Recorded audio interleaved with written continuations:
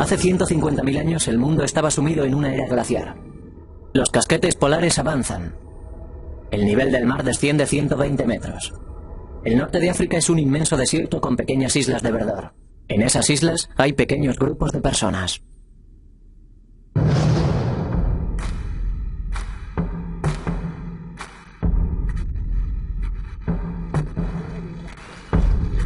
Son los primeros humanos modernos, reconociblemente parecidos a nosotros en físico, intelecto y habilidades. Somos las mismas personas que ellos fueron. El cerebro que empezó a trabajar las primeras herramientas de piedra también nos llevó al espacio.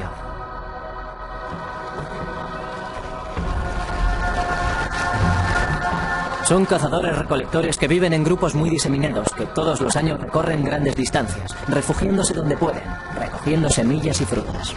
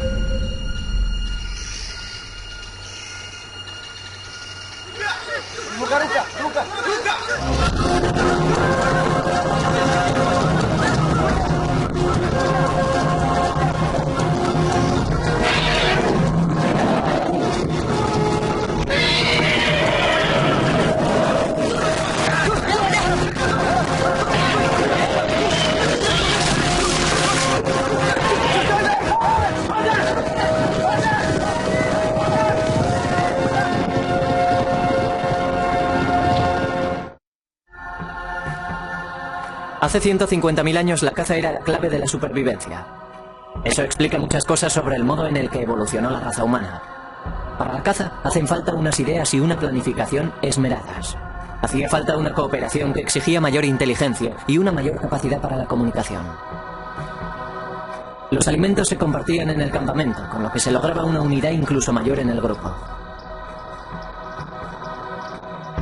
Nuestros antepasados llevaron una vida compleja y sofisticada, culturalmente distinta a la nuestra, pero con una capacidad total para el pensamiento abstracto y las necesidades familiares.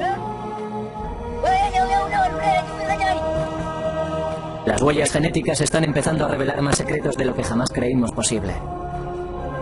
En solo 7.000 generaciones los humanos modernos salieron de África y penetraron en todos los rincones del mundo. Y a través del ininterrumpido hilo genético que nos une a nuestro pasado, podemos comenzar a comprender por qué sucedió.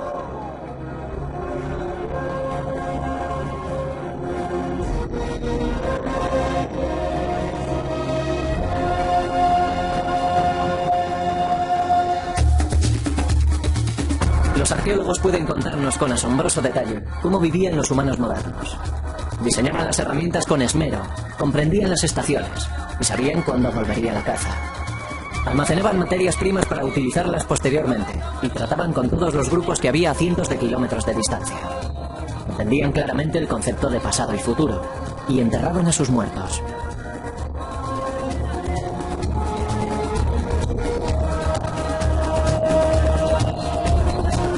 Todo esto lo sabemos por la arqueología, por las piedras y huesos de las excavaciones realizadas en el este de África, continuamente ocupada durante miles de años. Pero para comprender quiénes somos y de dónde procedemos, tenemos que observar nuestra herencia genética.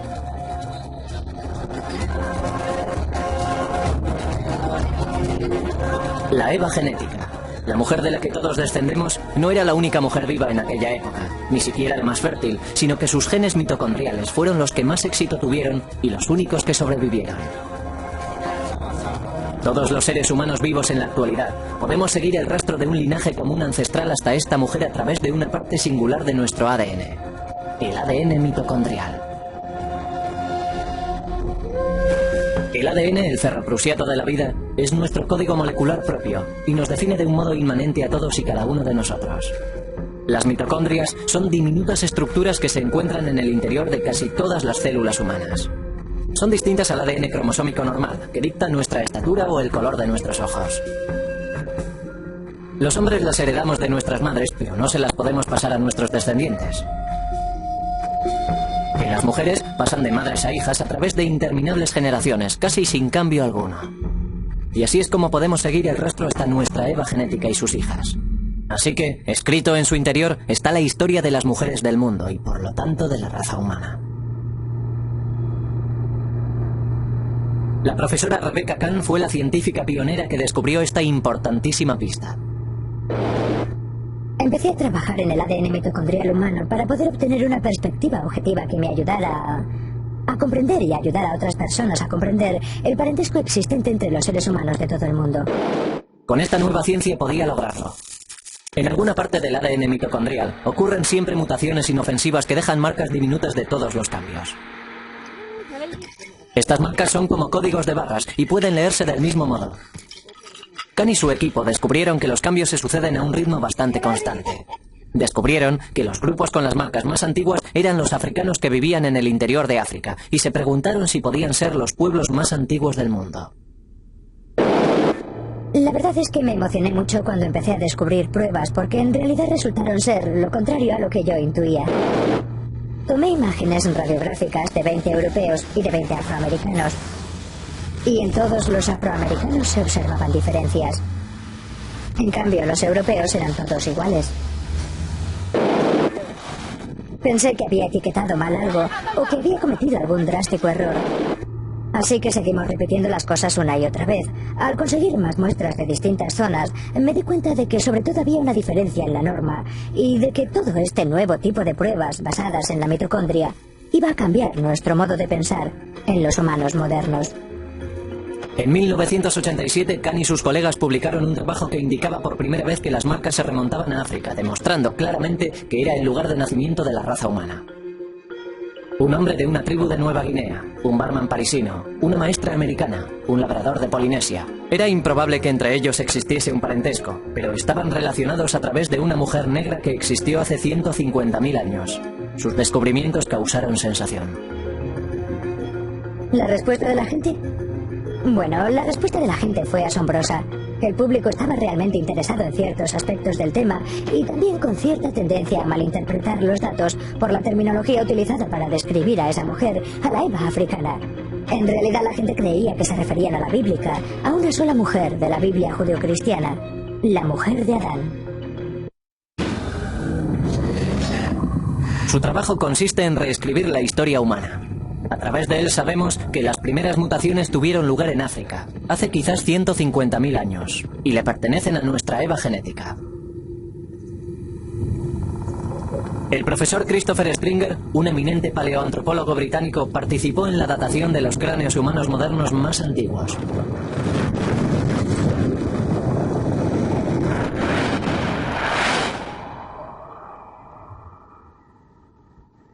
Este cráneo es lo máximo que nos podemos aproximar al aspecto de la cara de la Eva mitocondrial.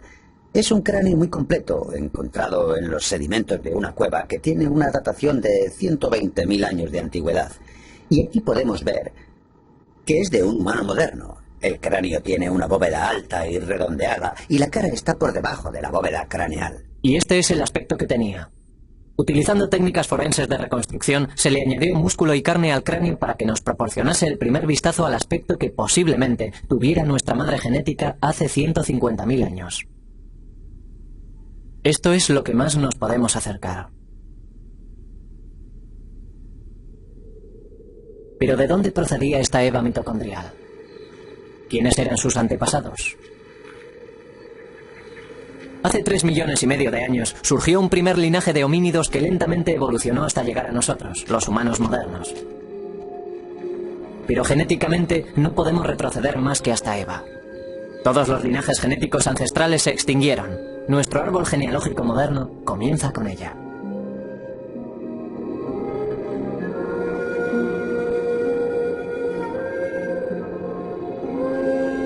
África es el lugar de origen de todas las diversas especies humanas que poblaron este planeta. Este inmenso y aislado laboratorio natural moldeó a los humanos durante una infinidad de ciclos en los que se alternaban desierto y vegetación. Y son los registros climáticos los que nos dan la pista siguiente.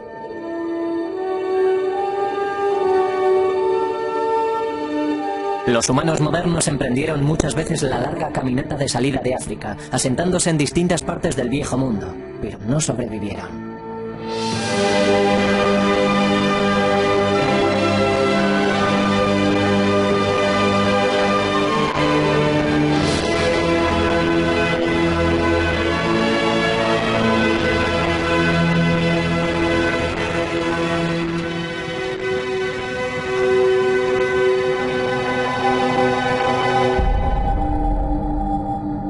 Creo que en realidad la gente se fue de África por motivos bastante naturales. Se iban en busca de comida, en busca de recursos, en busca de tierras. No iban en busca de nuevos continentes. Al final sí lo hicieron, pero al principio era solo el proceso natural de moverse y seguir.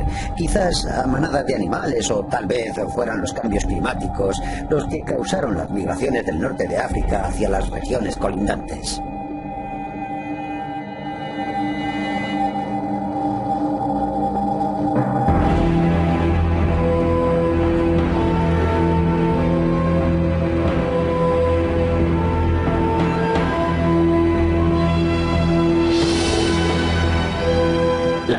El ciclo de sequía e inundaciones fue la causa de que los cazadores-recolectores tuvieran que recorrer miles de kilómetros.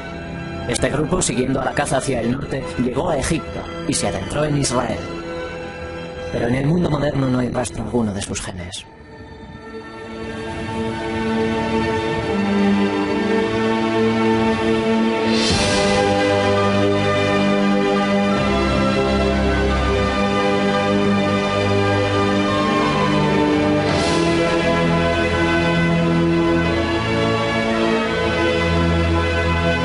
Los registros climáticos indican un breve pero devastador congelamiento global en el período en el que Oriente Próximo se convirtió en un inclemente desierto. Atrapados en el cuadrante norte del Sáhara, no tenían posibilidad alguna de dar vuelta atrás y muy pocos sitios en los que refugiarse.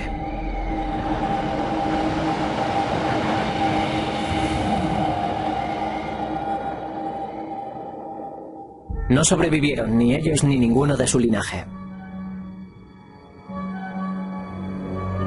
Fallecieron durante una intensa sequía hace unos 110.000 años. Sus huesos fueron descubiertos en las cuevas de Kafse, próximas a Nazaret, en Galilea, en 1933. 13 frágiles esqueletos. Uno de una mujer con un diminuto bebé a sus pies.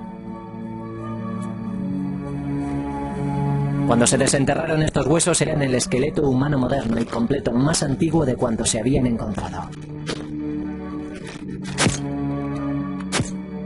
Los numerosos esqueletos que han sido encontrados en cuevas de Israel en las excavaciones de Kafse y Skul demuestran que ya había humanos fuera de África hace más de 100.000 años.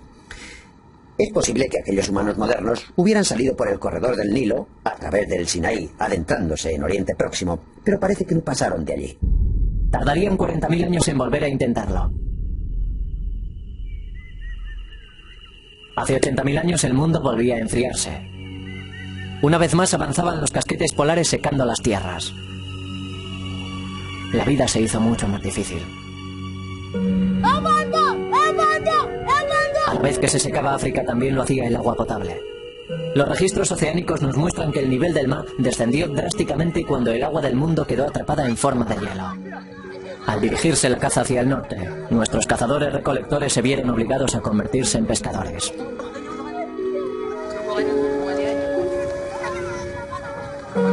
Esta es nuestra Eva, nuestra nueva familia.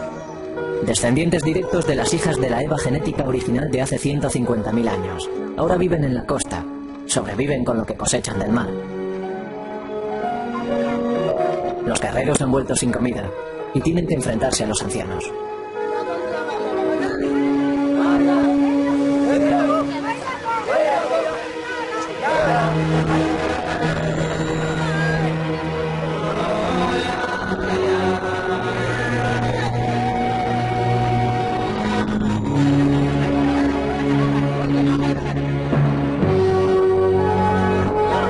Nuestra supervivencia ha estado siempre a merced del clima. Cuando los tiempos eran buenos podíamos llegar más lejos. Un radio mayor significaba más comida.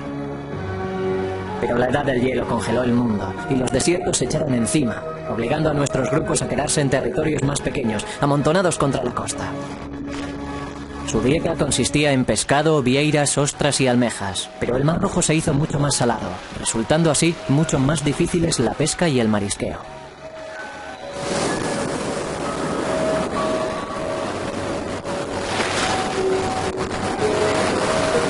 Hasta hace poco, había muy pocas pruebas de que nuestros antepasados hubiesen ocupado las zonas costeras del este de África o de que hubiesen explotado los recursos marinos cerca del litoral.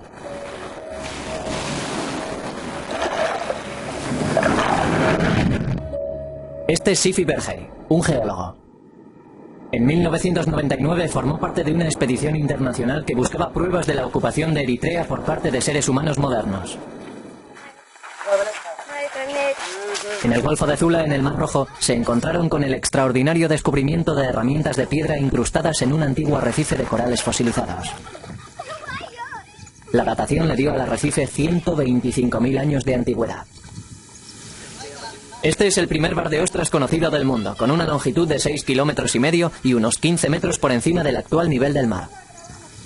Es la prueba más antigua de marisqueo en cualquier lugar del mundo. Enterrados en él hay herramientas humanas junto con conchas fosilizadas de ostras, almejas y vieiras. Nos proporciona una prueba clarísima de que nuestros antepasados explotaban el mar. Esta es la unidad en la que entre los distintos estratos hay una capa en la base de grandes conchas de ostras y moluscos, y es bastante horizontal. Y esta es la plataforma sobre la que el hombre moderno caminaba y tiraba sus herramientas de piedra y algunas de las conchas de los moluscos que comían. Esta es un hacha de mano con un borde afilado y algunas de las conchas que cayeron de esta capa estratificada. Y utilizaban el hacha para romper las conchas y comer los moluscos. Y luego, una vez habían terminado, tiraban el hacha y las conchas y se dirigían al lugar siguiente. Pero esto no es lo más importante, ya que no se puede datar, sino lo que uno encuentra in situ, que es lo que le convierte en algo de tanta importancia. Si pueden ver esto, se trata de una herramienta obsidiana. La utilizaban para romper algunas de las ostras que ven aquí incrustadas. No se ve totalmente cerrada, porque la golpearon y se comieron lo que había en su interior. Y estas son algunas de las importantes herramientas de piedra que fueron descubiertas. Este es el lugar, el primer lugar del mundo en el que se ha documentado la explotación de los recursos marinos.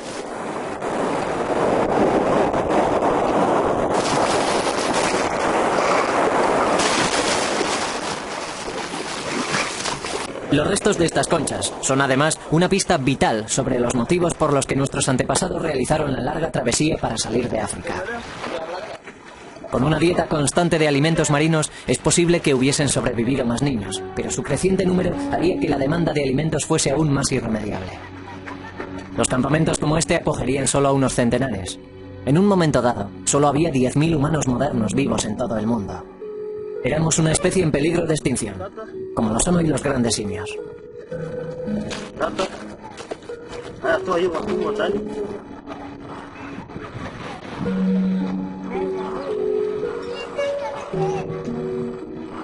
Cuando la pesca y el marisqueo no bastaron ya para alimentarlos, no tuvieron otra alternativa.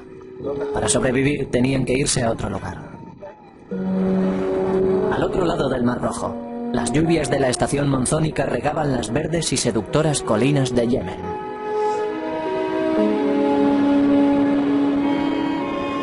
Los científicos siempre pensaron que nuestros antepasados habían migrado de África muchas veces, grupo tras grupo, y se cree que siempre fueron hacia el norte, vía Egipto y el Israel moderno. Pero el rastro del ADN nos cuenta una historia distinta.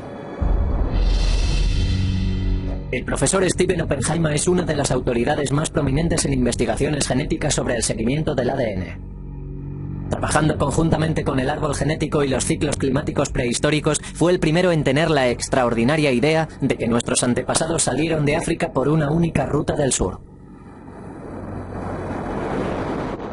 Esta playa está en la vertiente occidental del Mar Rojo, en el lado africano. Al otro lado podemos ver las colinas de Yemen.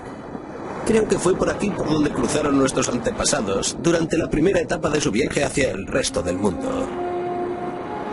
Los pescadores de la localidad conocen estos estrechos por el nombre de Puertas de la Desgracia, por las feroces y terribles corrientes que los atraviesan. Pero hace 80.000 años el nivel del mar estaba 45 metros más abajo. Como resultado, aparecieron varias islas y arrecifes que permitieron que nuestros antepasados cruzaran hasta Yemen como si fueran estriberones. El hombre, o los primates a él emparentados, tenía que salir de África finalmente. Pero los cambios climáticos determinaron el momento y la ruta. Azuzados por el hambre, por un hábitat esquilmado y tal vez por los primeros atisbos de la inquieta curiosidad humana por las tierras de enfrente, nuestro preciado grupo de humanos modernos se dispuso a viajar.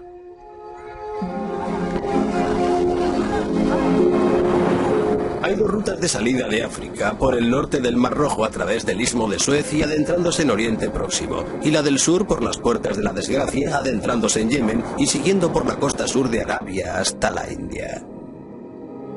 Ambas rutas son posibles. Es posible que para llegar al norte nuestros antepasados tuviesen que cruzar el desierto del Sáhara, y en aquellos tiempos era todavía más seco que en la actualidad. Aquí en el sur lo único que tenían que hacer era cruzar este estrecho tramo de agua. Solo hay 16 kilómetros hasta Yemen. Así que esta era una región a la que podían venir con confianza. Creo que esta playa jugó un papel muy importante en la historia humana, ya que creo que este es el lugar por el que nuestros antepasados cruzaron desde África a Yemen, dando el primer paso de su viaje hacia el resto del mundo. Y este es el único lugar por el que podían salir con éxito de África.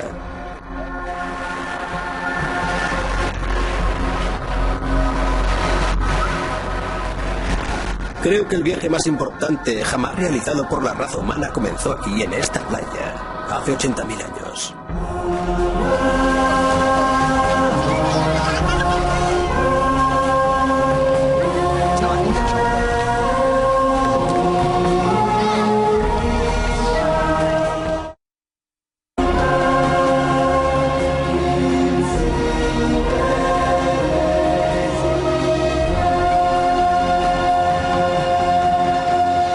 Un pequeño grupo de gente, un éxodo, el acontecimiento más importante para la población del mundo.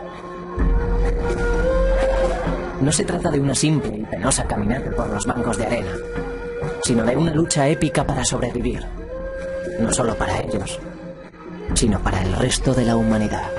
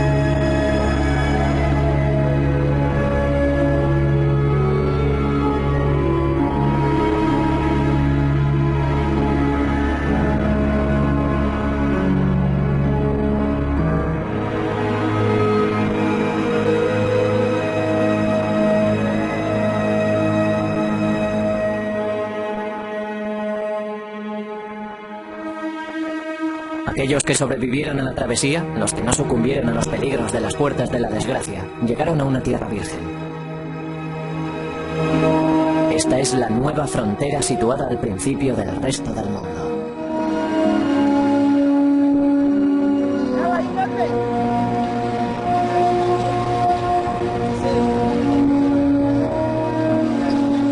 Las playas de Yemen estaban en la orilla de un mundo casi vacío. Nuestro grupo estaba formado por los primeros humanos modernos, los primeros de su especie en salir de África, en sobrevivir en este lugar en aquel momento.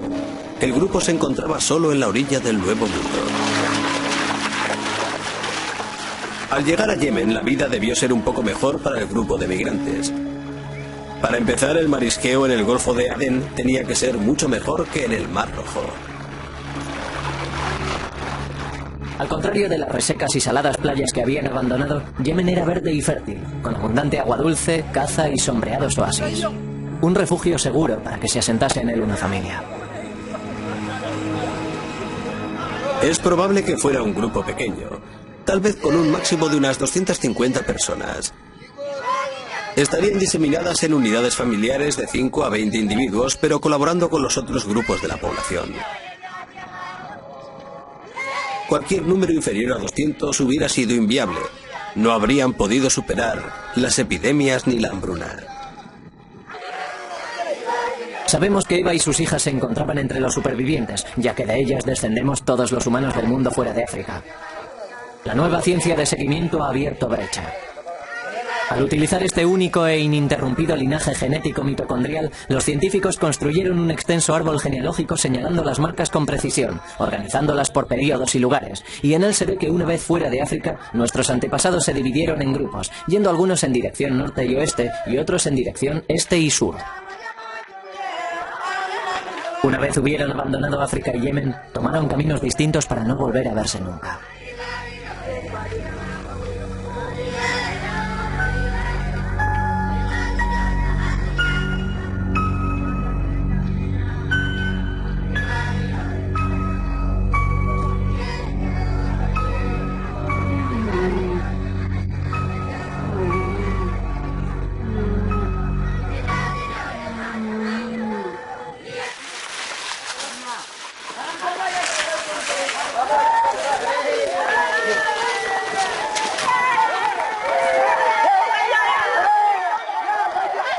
Cuando el grupo llegó aquí, traería una variedad de linajes africanos.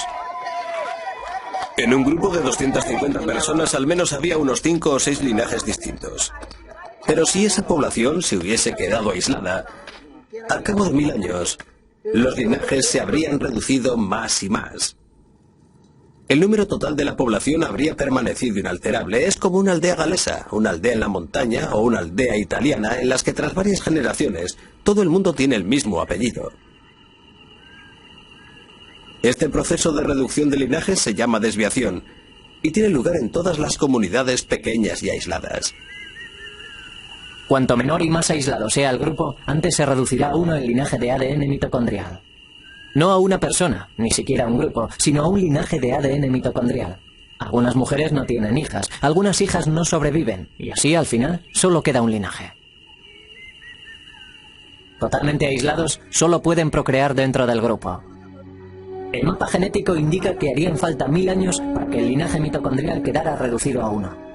Un linaje genético compartido por todas las personas no africanas en todos los sitios y durante toda la historia.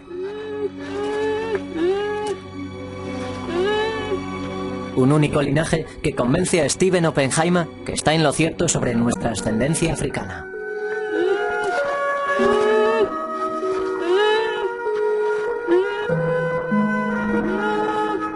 Creo que las implicaciones de un solo éxodo de África son enormes.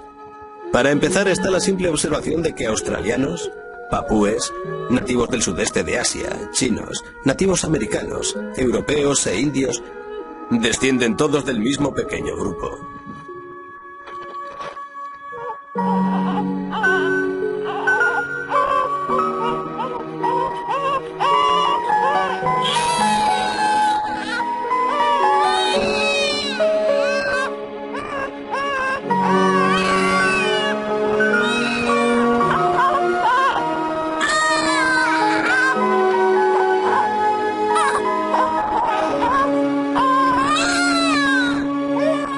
Eso significa que este pequeño grupo se diversificó enormemente durante los 80.000 últimos años, creando poblaciones totalmente diferentes físicamente en distintas partes del mundo, y que se adaptaron física y culturalmente a los nuevos entornos que encontraron y exploraron.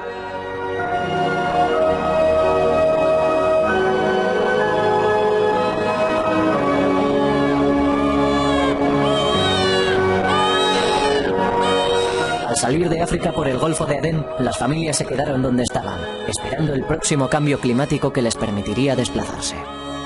Sus descendientes serían los pueblos de Oriente Próximo, que se extenderían hacia Europa 40.000 años después, fundando las vibrantes y cosmopolitas ciudades que hoy conocemos.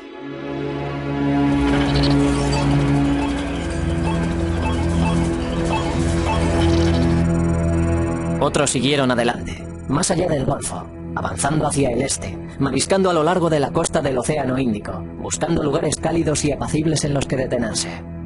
6000 años después de haber alcanzado las playas de Yemen, nuestros ancestros habrían llegado comiendo hasta Malasia.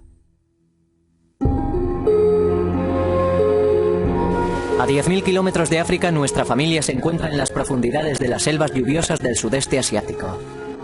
Estos son los descendientes de Eva, cazando en las junglas de Malasia, deambulando en pequeñas bandas, quedándose en un lugar el tiempo suficiente para recolectar la cosecha silvestre y después seguir adelante.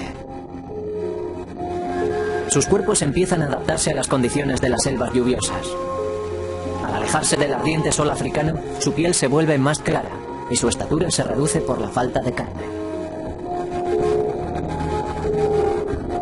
Al igual que los cazadores recolectores de las junglas de hoy en día, se alimentan de pescado, ratas, ardillas y lagartos, de la caza que hay en la bóveda vegetal y de frutas y raíces. Se disfrazan y se camuflan para armonizar con el follaje, e imitan gritos de animales para engañar a sus presas.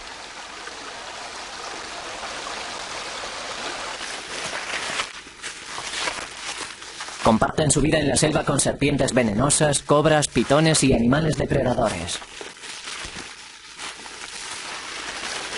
Entre su salida de África y su llegada a Australia, hay pocas pruebas arqueológicas claras de la presencia de humanos modernos y de su asombrosa migración. Ni cráneos, ni esqueletos, ni tumbas. El nivel del mar era más bajo, así que lo que nuestra familia hubiese dejado tras de sí durante su viaje por el litoral ha sido reclamado por este. El rastro genético es lo único que tenemos, y solo al llegar a Malasia aparecen nuevas pruebas para llenar los espacios vacíos.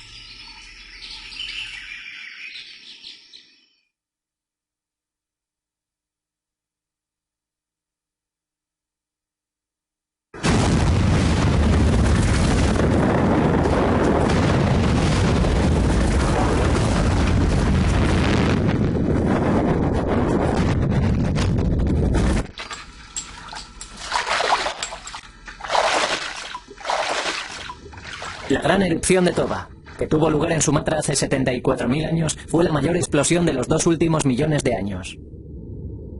La nube turbia alcanzó una altura de 40 kilómetros y sumió una buena parte del mundo en 6 años de invierno volcánico.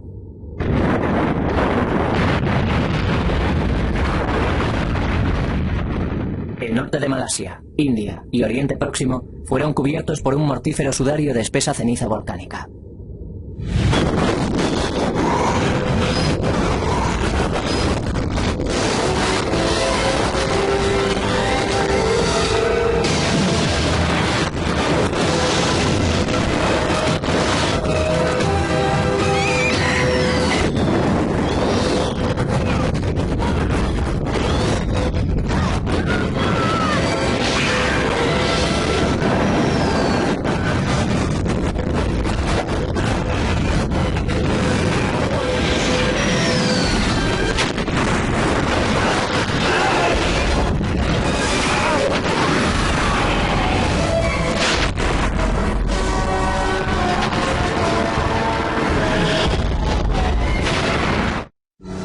La gran explosión de Toba, la más destructiva de los 2 últimos millones de años, nos proporciona pruebas positivas del viaje de nuestra familia.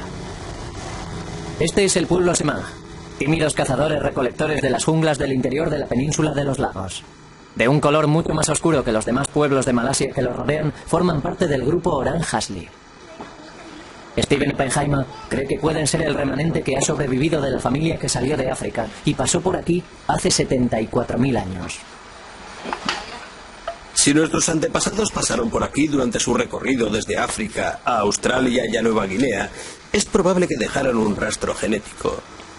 Y sabemos por estudios anteriores que el Orang Asli, como grupo de tribus de la península de Malaya o Malasia, se encuentra entre los pueblos más antiguos de esta región.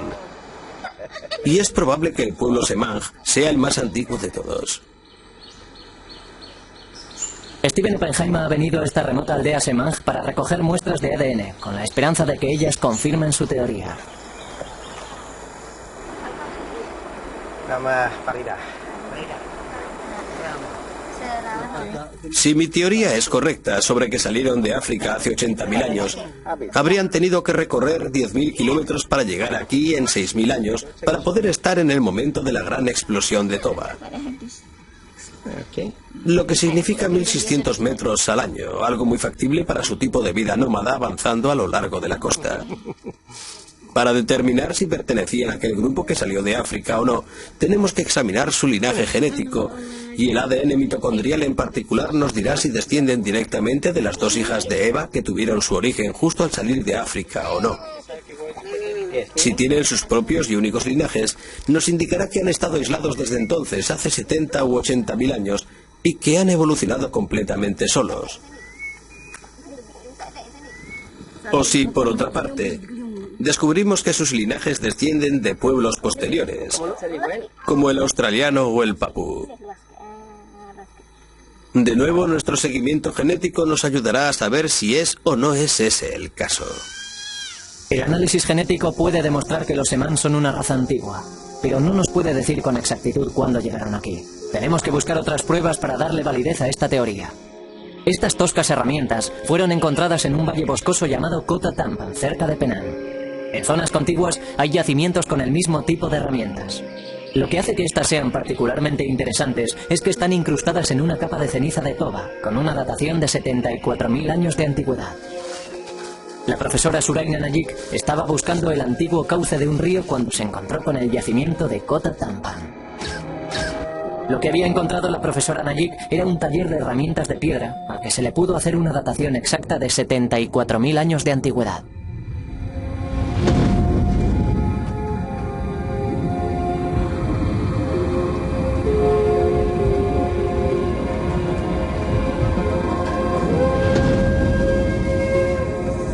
La ceniza cubría la superficie de trabajo.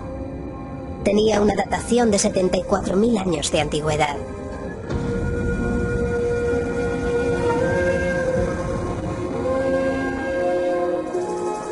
Esto es un martillo de piedra que utilizaban, y ya ven que resulta muy cómodo asirlo con la mano.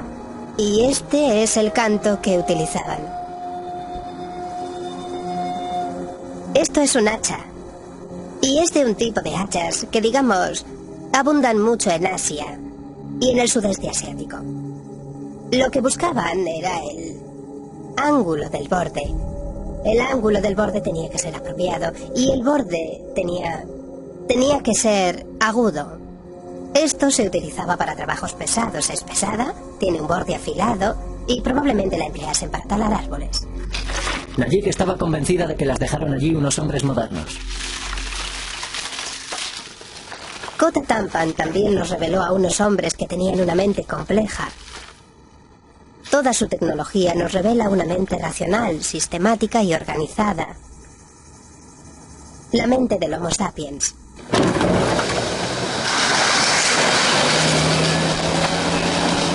Las herramientas de Kota Tampan son cruciales para la datación de la presencia del hombre moderno en el sudeste asiático.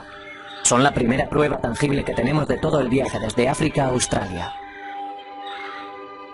Combinándola con los análisis genéticos de Steven Oppenheimer, pueden ser una prueba real de nuestra antigua migración. Ya que encontró la prueba que necesita.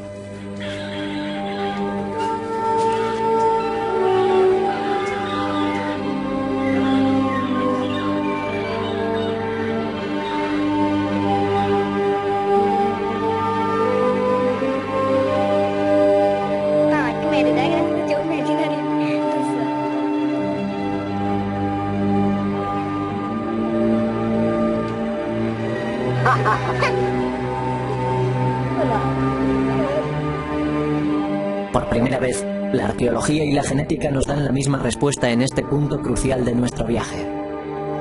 Ahora podemos estar seguros de que nuestros ancestros pasaron por aquí hace 74.000 años.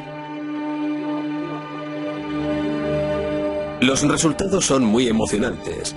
Los Orang Asli, el grupo Semang de aquí, tienen un único linaje genético propio que sugiere que pudieron estar en aquel primer viaje por las playas hace 75.000 años.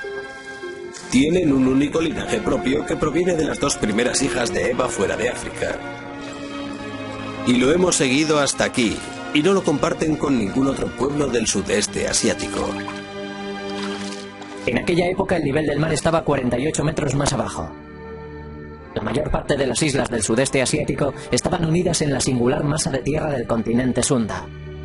Los supervivientes del invierno volcánico de Toba llevarían nuestro viaje genético a su gran etapa siguiente, el desconocido continente de Australia.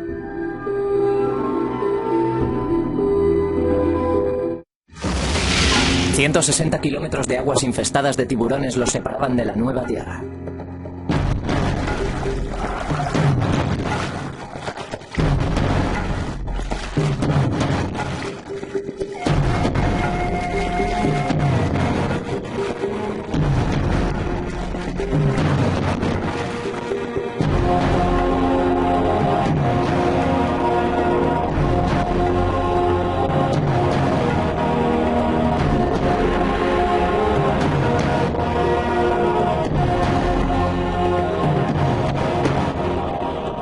Este es el segundo gran éxodo de la migración de la humanidad por el mundo.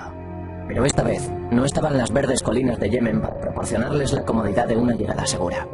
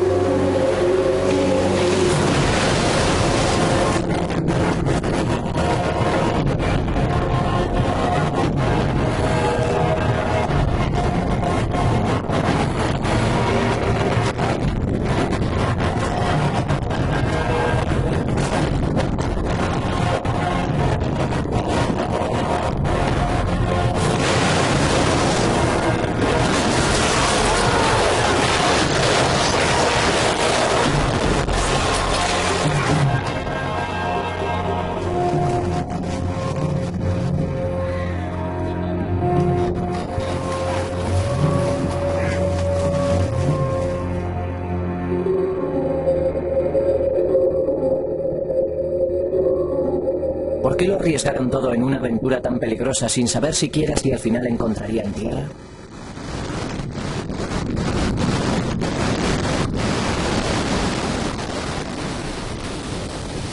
Algunos científicos creen que el viento los llevó a la deriva y llegaron accidentalmente a la costa desconocida. Pero nuevas pistas aportadas por las pruebas genéticas dicen que no. Demuestran que los aborígenes australianos tienen varios linajes genéticos únicos que los emparentan directamente con las primeras hijas de la Eva que salieron de África. Tantos linajes portados por tantas mujeres, y llegando en un espacio de tiempo tan breve, sugieren una intención deliberada y no una llegada accidental en balsa. El primer grupo llegó hace 70.000 años. Lo siguieron más grupos durante los 5.000 años siguientes. Todos ellos descendientes de la Eva que salió de África. Estas fueron las primeras personas que caminaron por este vasto y vacío continente. Nadie los molestaría durante miles de años.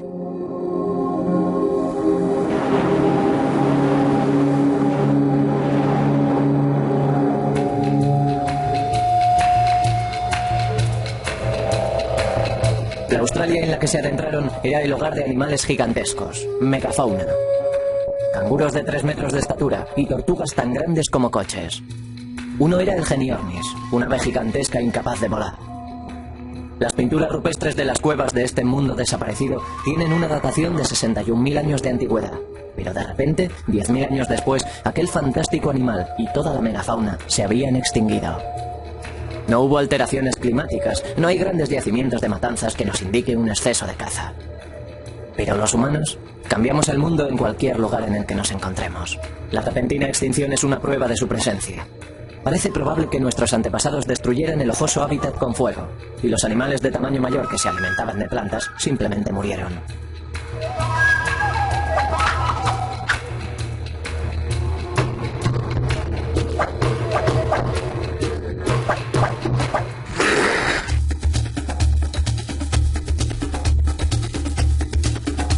Pero no todo el mundo acepta la teoría de una única salida de África. Este lecho seco de un lago es uno de los lugares en los que la teoría puede venirse abajo, a pesar de la coincidencia arqueológica y genética en Malasia durante nuestro seguimiento. Este cráneo del hombre de Mongo 3 es la pieza clave del rompecabezas. Cuando lo encontraron, la datación de la tierra que lo envolvía fue de 62.000 años de antigüedad. Cuando se analizó el ADN de los huesos, su ADN, algo que causó sensación, no coincidió con ningún otro de cualquier parte del mundo.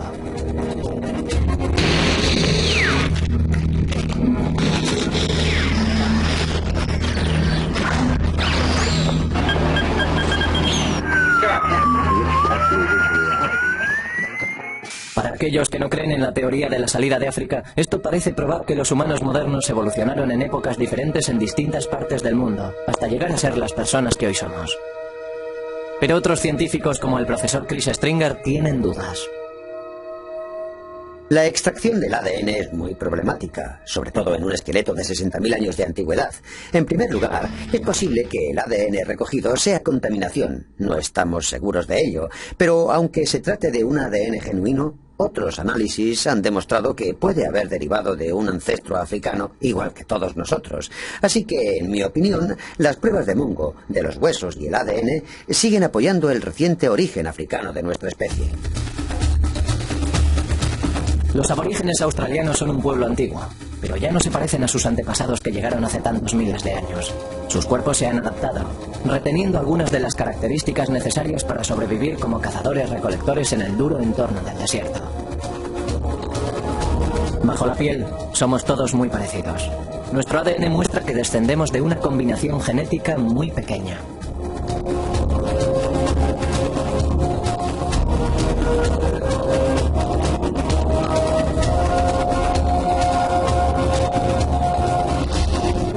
Si observamos el ADN de todos, australianos, africanos, europeos, descubrimos que al comparar el ADN mitocondrial de todos nosotros aparecen menos variaciones, aunque hay series que se han diseminado por todo el mundo, aparecen menos variaciones en nuestro ADN mitocondrial de las que encontraríamos dentro de un pequeño grupo de chimpancés, orangutanes o gorilas. En esos simios aparecen más variaciones, incluso en grupos pequeños, que en toda la raza humana. Pero si todas las personas del mundo descendemos de una combinación tan pequeña de genes, ¿por qué tenemos un aspecto tan diferente? La selección natural y la adaptación al entorno son los factores más importantes. La selección sexual es crucial. El clima impone la forma corporal. Cuanto más frío sea el entorno, más bajos y rechonchos nos volvemos para mantener el calor. La estatura varía en proporción a la dieta. Los asiáticos se volvieron más bajos cuando el arroz se convirtió en su alimento principal en sustitución a la carne. Y ahora que la carne vuelve a su dieta, su estatura vuelve a aumentar. Nadie sabe por qué los asiáticos tienen pliegues epicándricos en los párpados.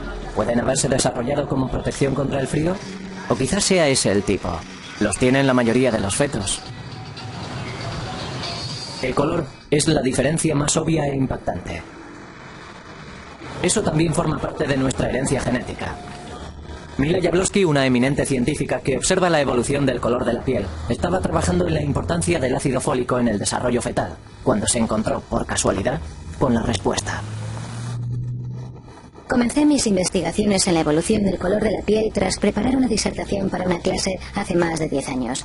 Fue muy interesante. Durante los preparativos para la clase me di cuenta de que se sabía muy poco sobre la evolución del color de la piel y que lo poco que se sabía no era muy convincente. Mientras preparaba aquella disertación, descubrí un interesante documento que indicaba que existía una importante e interesante relación entre las radiaciones ultravioleta y una biomolécula muy importante llamada folate.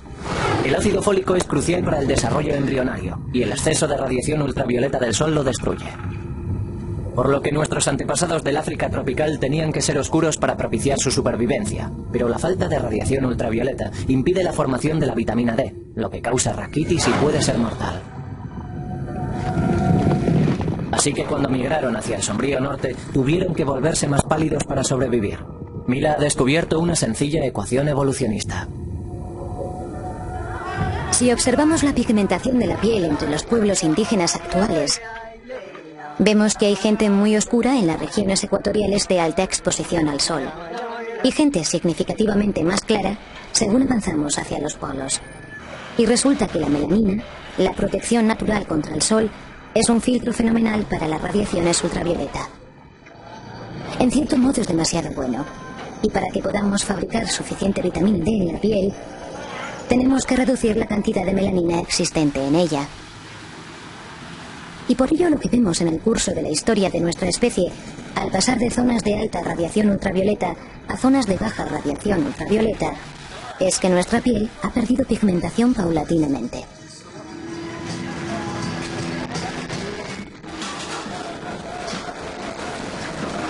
Según sus cálculos, hacen falta 20.000 años para pasar del negro al blanco.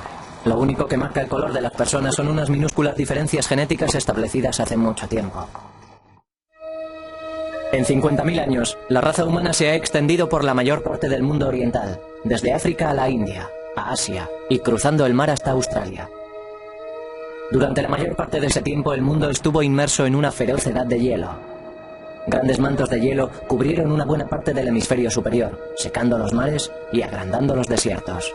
Pero el clima estaba empezando a cambiar y podían emprenderse nuevos viajes.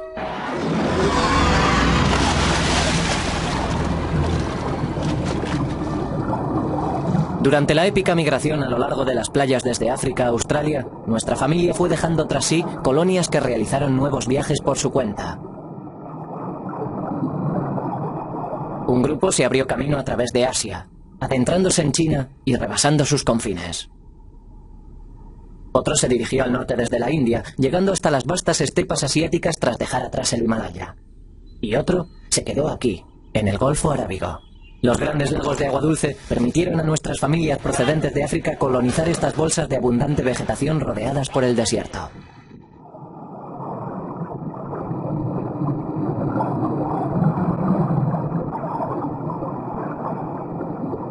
Esta zona estuvo ocupada continuamente durante 30.000 años.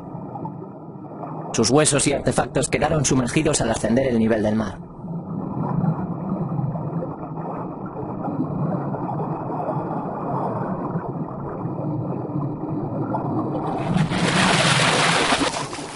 Hace unos 50.000 años y por primera vez, los linajes genéticos comenzaron a extenderse hacia el norte adentrándose en Europa. Pero el período ha sido siempre un enigma. Si los humanos modernos pudieron llegar a Australia hace 70.000 años, ¿por qué no llegaron a Europa hasta hace 50.000 años? Es un viaje mucho más corto. Stephen Oppenheimer cree tener la respuesta. Creo que la respuesta es que se vieron obstaculizados. No pudieron llegar a Oriente Próximo, a Israel y al Líbano porque en medio había un gran desierto. El desierto formado por el de Arabia Saudita y el de Siria. Y hasta hace 50.000 años era absolutamente infranqueable. El clima era tan árido que la zona fértil, la ruta desde el Golfo hasta el Líbano, Israel y Europa, estaba cerrada. Después, hace 50.000 años, hubo una repentina mejoría del tiempo.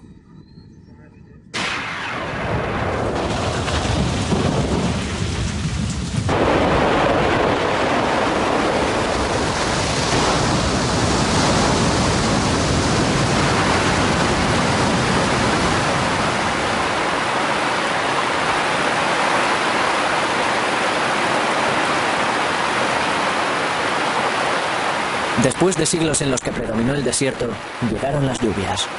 Las lluvias monzónicas arreciaron en Arabia y en la India, y la zona fértil fue en aumento. Los ríos se llenaron y la caza se encaminó al norte. Nuestras familias y nuestros linajes genéticos fueron tras ella.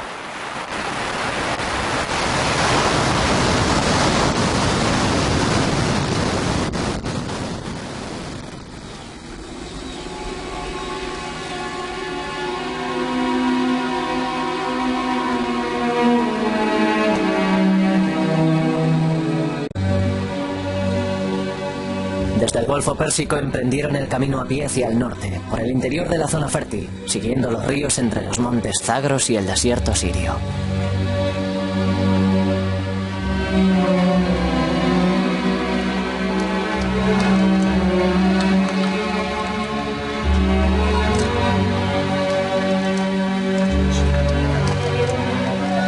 La idea de que los europeos llegaron por el norte de África está muy firmemente afincada, pero las pruebas de Stephen Oppenheimer no la apoyan.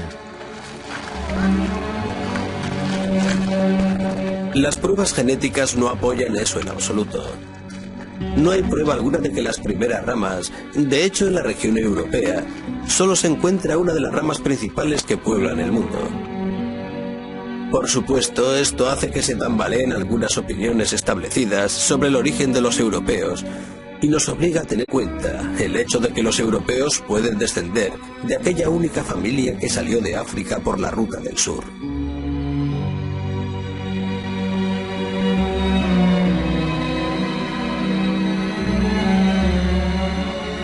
Esta nueva prueba genética reescribirá la prehistoria europea.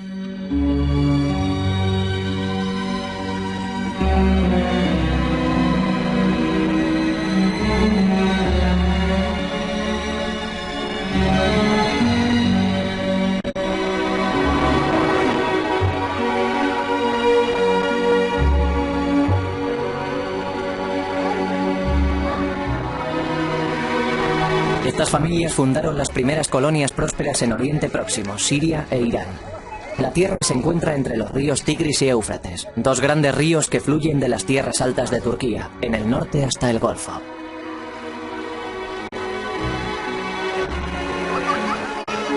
Aquí aprenderían posteriormente a cultivar la tierra y a domesticar a los animales, convirtiéndose así en los primeros agricultores. Los ríos les proporcionaban agua para regar las cosechas. Había abundancia de peces y cañas para construir casas y embarcaciones. Las palmeras datileras proliferaban.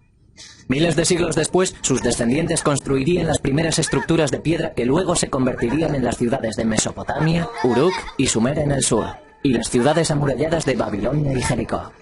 Habíamos dado los primeros pasos hacia las grandes civilizaciones que desarrollarían la escritura, el arte de la guerra y fundarían los grandes imperios. Todo ello partiendo directamente del grupo genético que migró de África hace 80.000 años. Durante este tiempo hubo también un fusión de nueva tecnología. Las herramientas de piedra y las lanzas que manufacturaban los humanos modernos se volvieron incluso más ligeras y efectivas. Los montes Zagros estaban llenos de caza, y la buena caza da estabilidad. Al mismo tiempo comienzan a establecer la ubicación simbólica de campos de enterramiento en lugares sagrados, cuyo valor para la comunidad ayuda a crear y a definir una sensación de territorio duradero.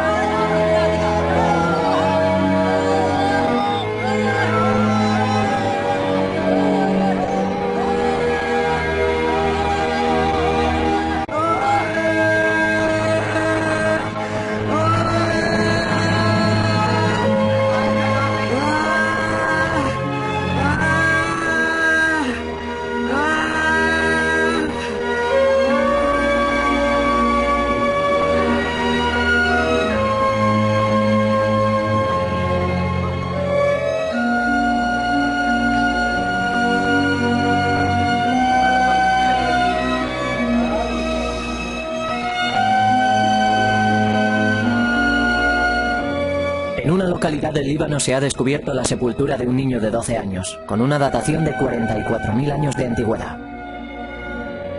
Tiene el cráneo fracturado. Su cadáver estaba apaciblemente cubierto en el refugio, debajo de la inmensa roca.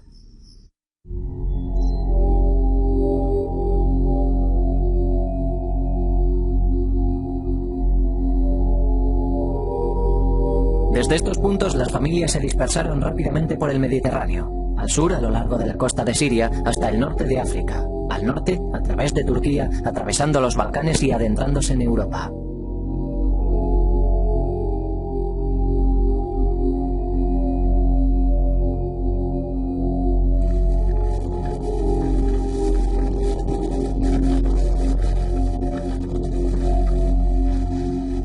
Esta es nuestra nueva familia.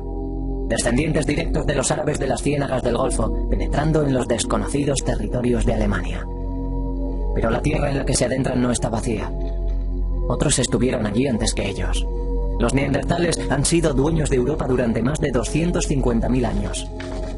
En 1856, en el Valle de Neander, en Alemania, unos canteros estaban extrayendo lodo de un lugar que acababan de volar, cuando descubrieron unas costillas, parte de una pelvis y huesos de los brazos y los hombros de un animal grande parecido a un ser humano, y pensaron que era el esqueleto de un oso. Posteriormente, los científicos creyeron que se trataba de un antiguo salvaje del norte que había aterrado a los ejércitos romanos. El profesor Chris Stringer es un experto en Neandertal y su mundo.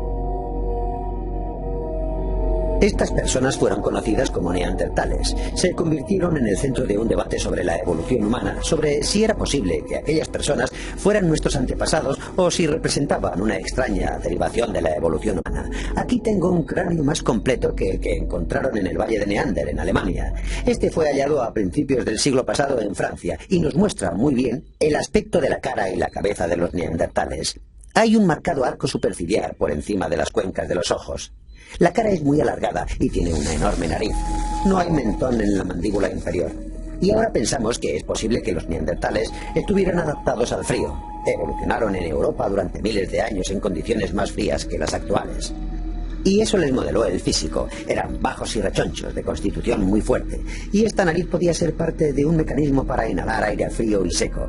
Los neandertales fueron frecuentemente considerados unos brutos de pocas luces, pero no lo eran. Eran totalmente humanos. Su cerebro era tan grande como el nuestro. Creo que los neandertales eran una especie distinta a la nuestra. Una especie muy próxima a la nuestra. Una especie hermana. Una especie con la que compartíamos antepasados hace solo 500.000 de años, tal vez. Así que, en ese sentido, los neandertales eran totalmente humanos. Estaban 10 veces más próximos a nosotros que los chimpancés. Si se mezclaron con los humanos modernos, sus genes se han extinguido. No hay indicios de su presencia en nuestro mundo.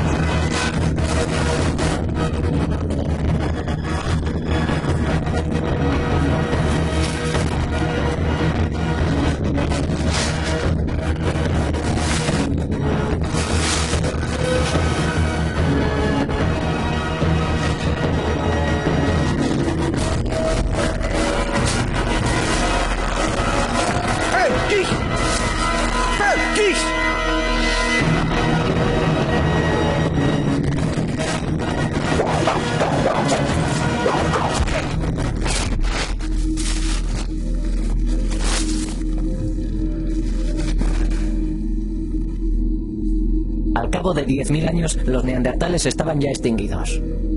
Los humanos modernos borraron todo rastro de sus rivales y ocuparon el espacio que dejaron. El motivo de su desaparición no está claro. Vivieron al lado del hombre moderno durante miles de años, pero es probable que al final los neandertales no pudieran adaptarse lo bastante rápidamente al nuevo mundo y a sus nuevos e ingeniosos rivales. Los neandertales utilizaban el cuerpo para intervenir en la naturaleza. Los modernos humanos utilizaban el cerebro.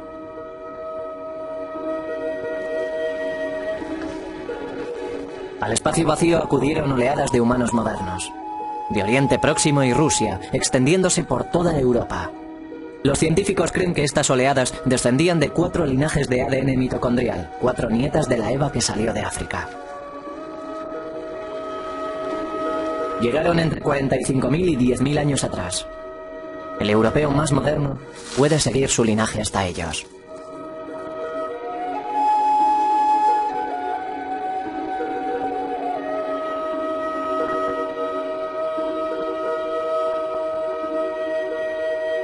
La tecnología de los neandertales casi no había cambiado en más de 200.000 años. Tan pronto llegaron los humanos modernos, apareció de repente una gran variedad de herramientas diferentes, así como ornamentos. Los arqueólogos consideran estos ornamentos como una marca definitoria de los humanos modernos y el primer interés por los ornamentos en 5 millones de años de evolución. Aquí tengo un ejemplo. El diente agujereado de un tejón de la cabaña de Ken debió de ser parte de un collar que alguien llevaba. Y aquí un objeto muy extraño. Ni siquiera estamos seguros de lo que es. Puede ser la representación de un búho o un gato. Y aquí una de las estatuillas más famosas de la República Checa, hecha de barro cocido hace unos 27.000 años, de un lugar llamado Donli Stonice. Una hermosa obra de arte. Muchos de estos objetos son puntiagudos en la base, como si hubiesen estado clavados en el suelo. Algunos están cubiertos de ocre y otros están pulidos por haber sido manoseados, quizás durante muchas generaciones. Eran objetos valiosos, muy bien guardados y evidentemente tenían un significado ritual y simbólico para aquella gente. Quizás un significado religioso. Y aquí una de las obras de arte más delicadas. Está tallada en marfil de mamut, un material muy difícil de trabajar. Procede de una excavación en una localidad francesa. Es una hermosa representación de lo que parece ser la cabeza de una mujer, con un peinado muy elaborado o quizá una toca. Se trata de una obra de arte hermosa y delicada. Es muy difícil deducir por estas piezas si se trata de representaciones de personas reales o si están idealizadas de alguna manera para reflejar una especie de belleza ideal. En algunos casos creo que el detalle es suficiente para sugerir que están basadas en personas reales. Otra cosa que encontramos en la llegada de estos humanos modernos a Europa son vestigios de ropa. He aquí una de las pruebas más directas. El hecho de tener aquí una aguja de hueso. Así que estas personas cosían telas, cosían pieles, y hay pruebas de que incluso tejían telas. Se trata de otro nivel de complejidad, que les habría dado mayores posibilidades de adaptación climática, por ejemplo, y por supuesto muchas más oportunidades de expresarse personalmente para que con el tiempo se desarrollaran cosas como la moda. Y esto también lo vemos en el interior de las sepulturas, personas que han sido enterradas con ropas y que en algunos casos están cubiertas con miles de abalorios hechos de marfil de mamut. Y cada uno de esos abalorios representó horas y horas de trabajo, así que aquí tenemos pruebas de una vida verdaderamente rica y compleja que no hallamos en los neandertales. Aquí tengo un mamut grabado en un trozo de colmillo de mamut, procedente de una localidad francesa, y tiene unos 15.000 años de antigüedad. Pero estas personas, estos primeros humanos modernos, los Cro-Magnon, no solo grababan en trozos de huesos y colmillos, también esculpían y tallaban, hacían modelos de arcilla y, por supuesto, pintaban las paredes de sus cuevas, y este arte data de hace al menos 35.000 años.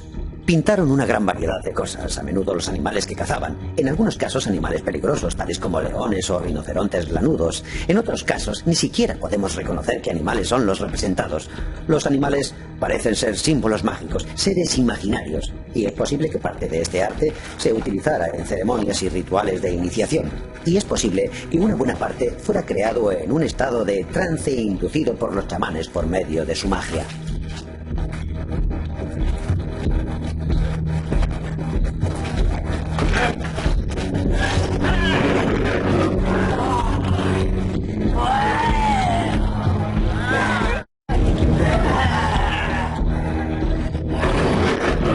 Los humanos modernos hemos llegado tan lejos como podíamos llegar en el continente europeo.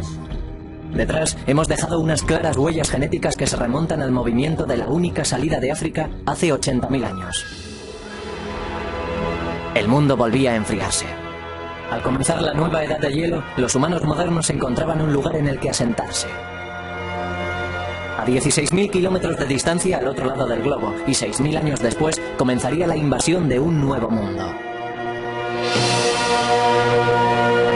Nuestro linaje genético se ha extendido ya en todas direcciones a partir de una raíz salida de África, y la última frontera de América nos hace ir ahora caminando hacia el norte desde la India, el sudeste de Asia y China. Y hacia el este desde las estepas mongoles de Siberia, convergiendo en el estrecho de Bering, la frágil lengua de tierra que une Asia con América.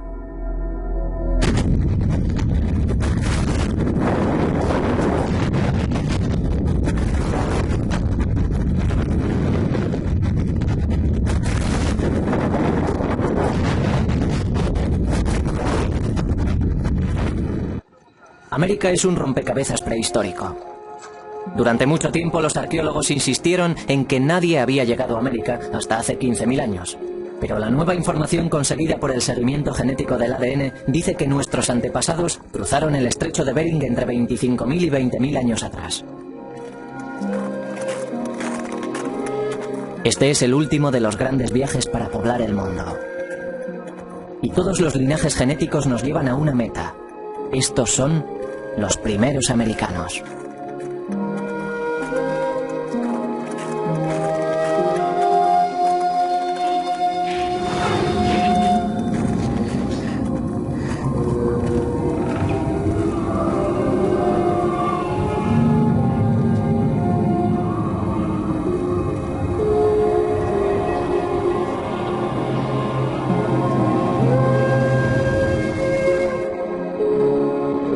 Hace 25.000 años el mundo se estaba adentrando en una de las peores edades de hielo que hemos tenido que resistir. En algunos lugares, el hielo tenía un espesor de 5 kilómetros.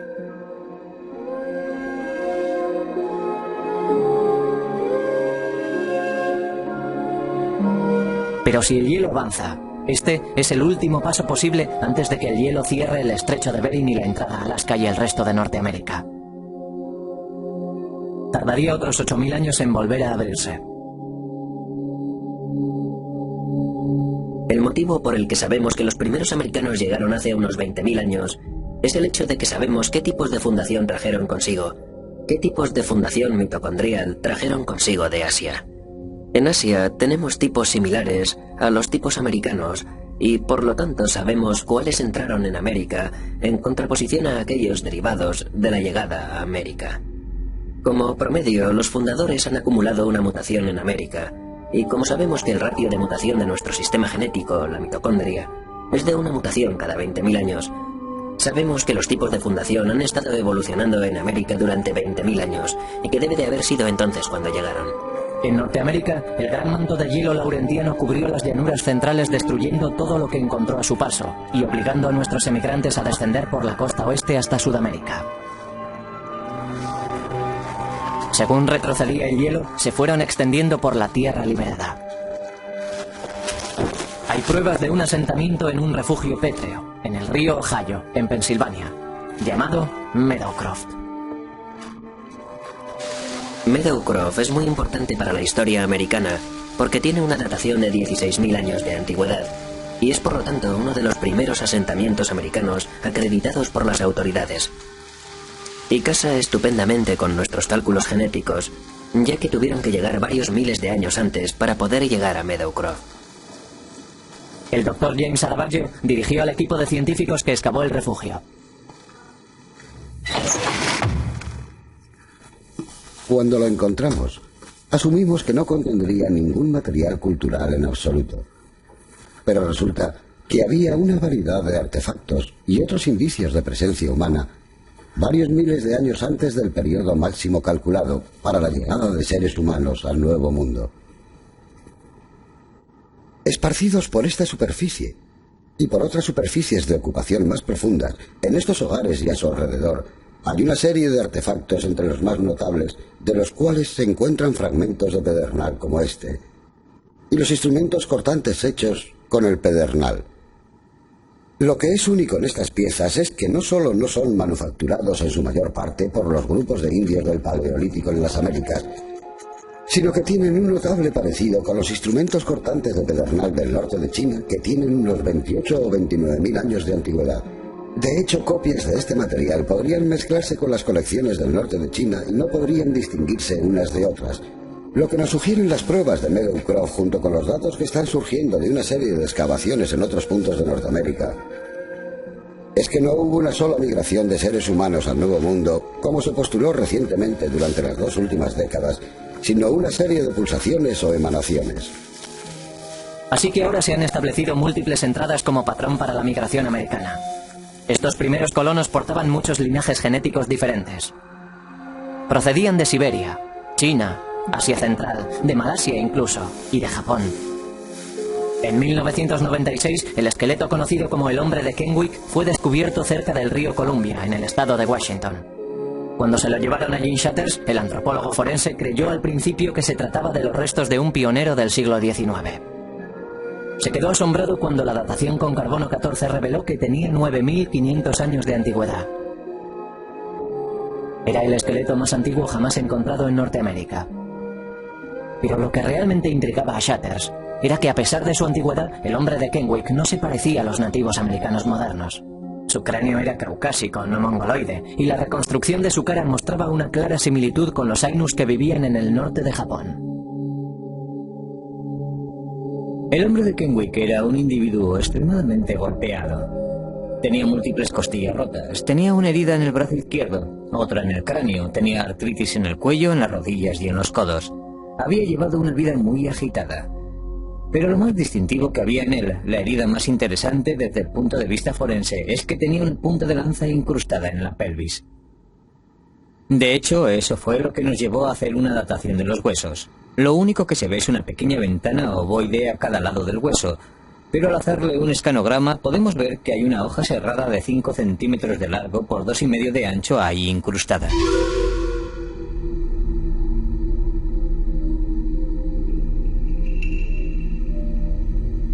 Lo interesante de esta punta de lanza es que es de un estilo que solo vemos tras la muerte de este hombre en el este de Washington. Podemos ver ese estilo descendiendo por la costa de Columbia Británica para terminar en Washington, entre unos 10.000 a 9.000 años atrás, datados con radiocarbono. Las personas que traen esta punta de lanza, que son las que encontramos con este tipo de punta de lanza posteriormente a poca distancia en el tiempo, son muy similares a los indios americanos modernos.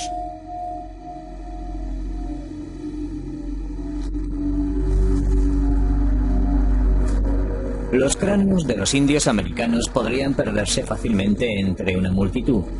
Así que lo que parece es que llega una nueva población con características del nordeste de Siberia y empieza a sustituir a los inmigrantes de la primera llegada. Lo que esto sugiere en un sentido más amplio es que hubo algún tipo de conflicto. ¿Se trataba de un conflicto personal? ¿Se había enfurecido alguien con él por algún tema sin importancia? ¿O se trataba de hecho de una disputa por el territorio entre poblaciones rivales que acaban de entrar en contacto? El hecho de que suceda en el momento de la llegada de las nuevas poblaciones, el hecho de que el hombre de Kenwick tenga un aspecto distinto a las poblaciones recién llegadas, no sugiere que se trata de una disputa por el territorio.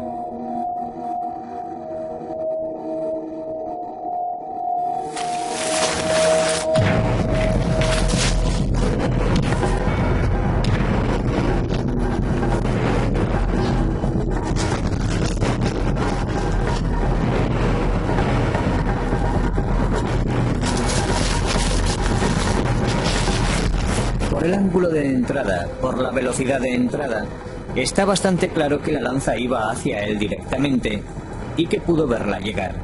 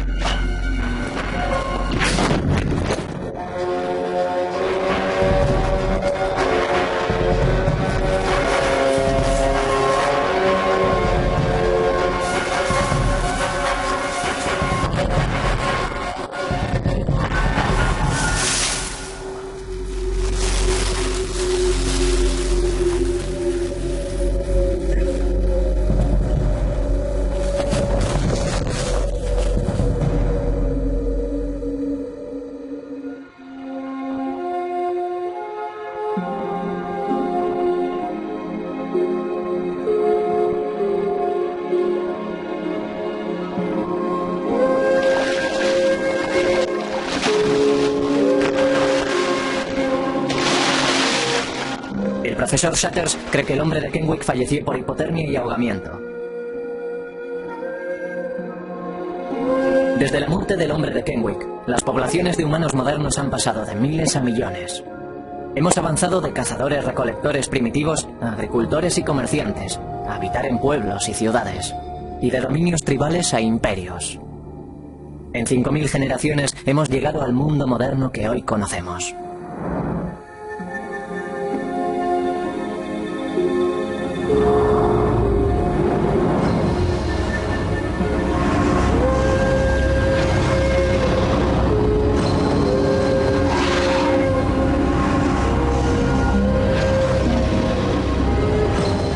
Desde la década de los 80 se han tomado muestras de ADN a miles de personas de todas partes del mundo. Desde Alaska a Nueva Zelanda. Desde los inuit a los islandeses. Analizándolas, los científicos pueden buscar similitudes entre los códigos personales y ver qué pueblos son los más emparentados. Todos los individuos pueden comprobar su ADN mitocondrial y conocer las rutas que sus antepasados siguieron en su viaje alrededor del mundo, desde África a todos los rincones del mundo.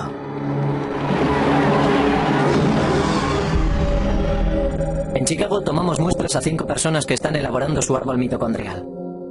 Después de analizar sus muestras de ADN, los científicos descubrieron una extraordinaria conexión entre un griego y un nativo americano.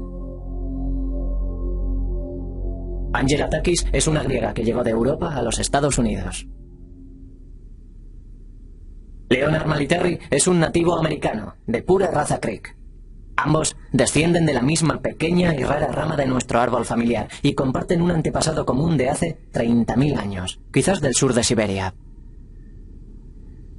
Cuando los humanos modernos poblaban el mundo vacío tras abandonar África, algunos fueron al norte, a la Rusia central.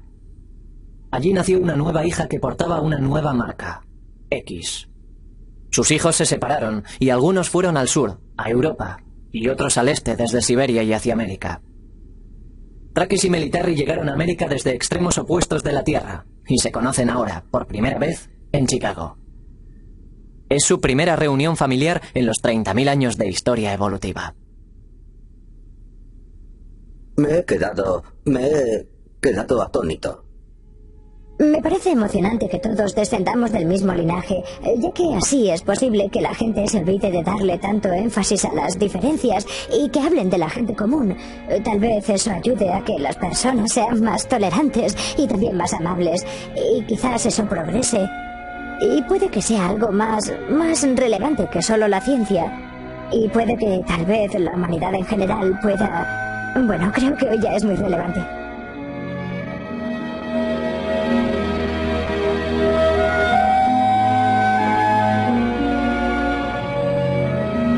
Hace 80.000 años, un pequeño grupo de humanos modernos se enfrentó a los terrores del Mar Rojo y abandonó África para siempre. Se llevaron consigo el futuro del mundo. 10.000 años después, habían penetrado en todos los rincones de este. El viaje más importante e increíble que hemos realizado jamás. Por primera vez sabemos quiénes son. Sabemos de dónde procedemos. Sabemos que somos las mismas personas que nuestros inquietos e inquisitivos antepasados. Pero hemos llegado al final de nuestra migración. Nos quedan tierras vacías a las que acudir. La ciencia nos dice que una cadena ininterrumpida nos une a nuestro pasado, y entre nosotros, todos compartimos la misma herencia genética de nuestra antepasada Eva. Quizás sea ese el mensaje más importante que debamos llevar al futuro.